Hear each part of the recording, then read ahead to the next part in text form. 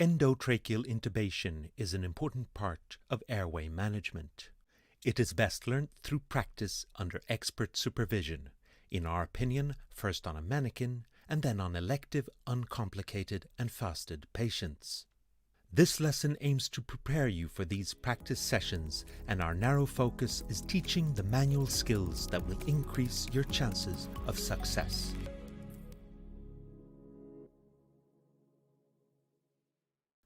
Your intubation should always be preceded by an airway assessment.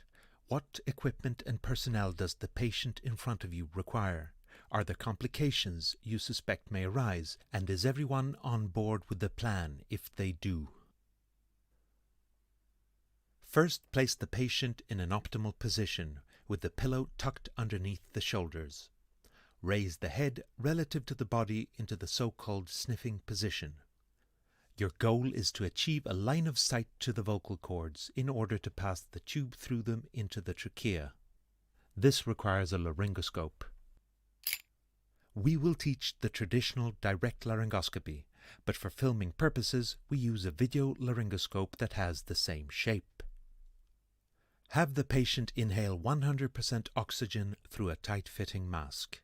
When the measured expiratory or end-tidal oxygen concentration exceeds 80%, you've loaded up an oxygen reserve in the periphery of the lungs.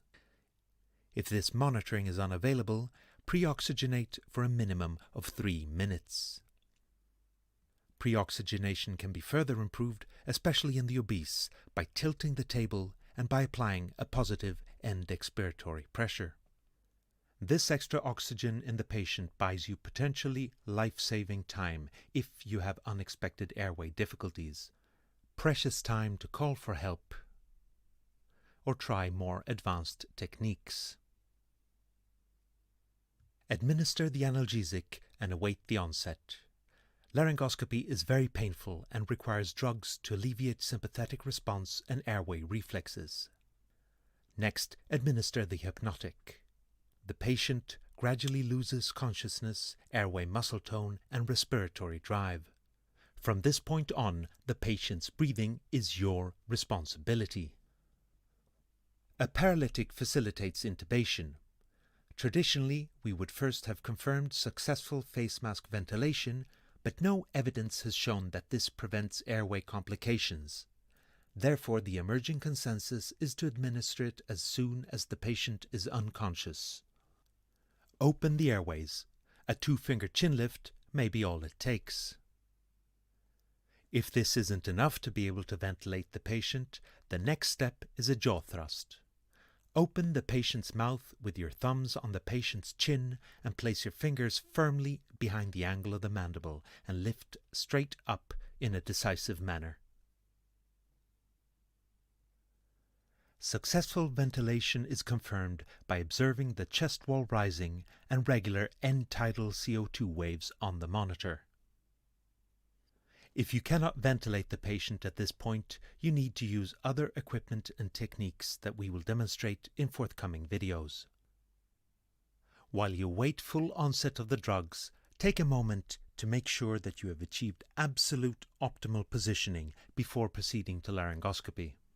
Do not forget that while you may hold the blade, this is very much a team effort.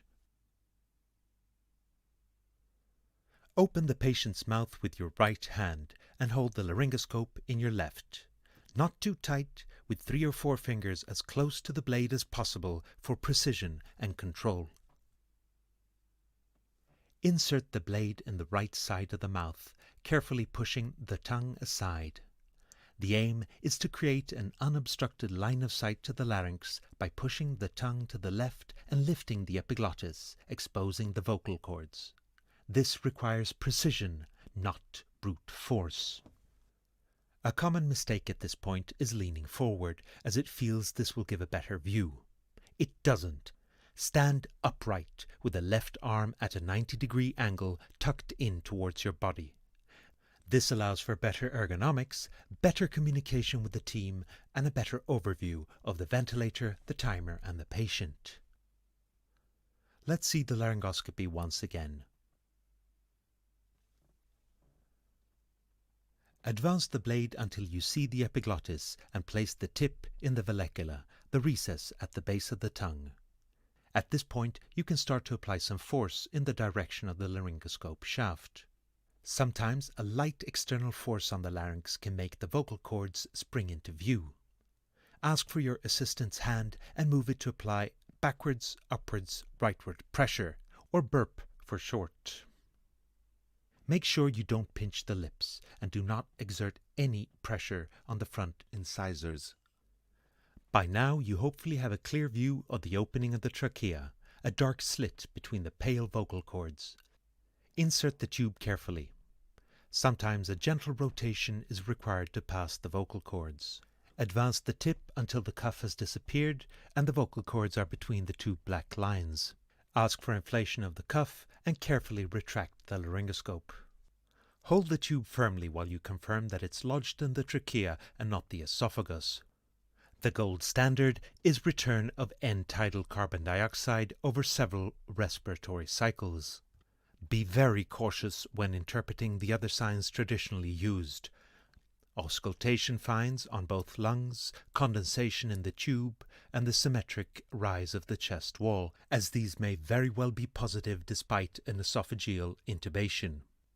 When you're absolutely certain that the tube is in the trachea, secure it with tape and initiate mechanical ventilation.